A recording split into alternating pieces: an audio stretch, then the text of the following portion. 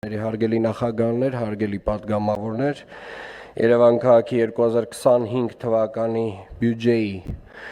փաստացի եկամուտները կազմել են 148 միլիարդ 517 միլիոն դրամ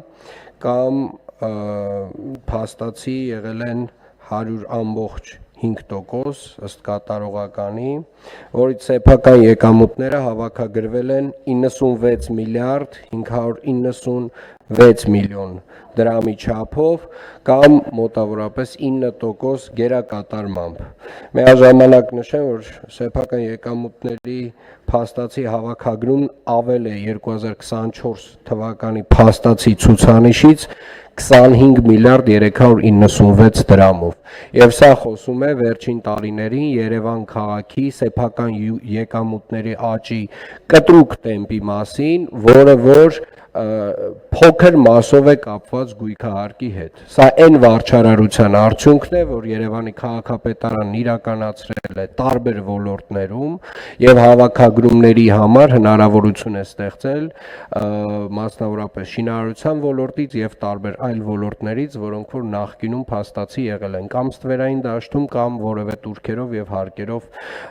ծանրաբեռնված չեն եղել։ Եվ սա է նաեւ այն ամեն այս process-ներն են բոլոր աշխատանքների հիմքը, որոնք որ մեծ ծավալներով իրականացվում են Երևան քաղաքում։ 2025 թվականի բյուջեի միջոցների հաշվին կատարվել է 147 միլիարդ 825 միլիոն դրամի աշխատանք, որը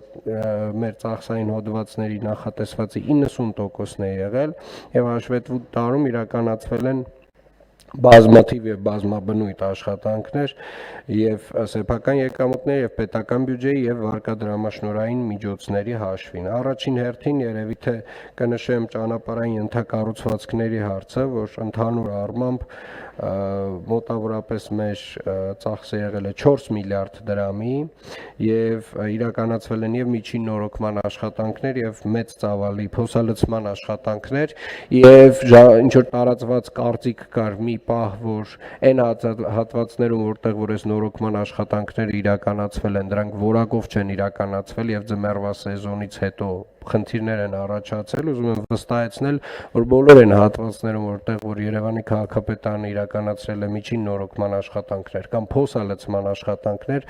բոլոր այդ հատվածներում ճանապարհները մնացել են լավ որակի եւ բազմաթիվ այլ հատվածներում տարբեր պատճառներով, սկսած նրանից, որ եղանակային պայմանները Երևան քաղաքում վերջին 20 տարիների ընթացքում ռեկորդներ են սահմանել տեղումների առումով, ջերմաստիճանի տատանումների առումով, որն էլ հիմնականում բերել է ճանապարհային հատվածների տարբեր խնդիրների, որոնք որ արդեն իսկ կարելի է ասել գրեթե 95%-ով լուծված են։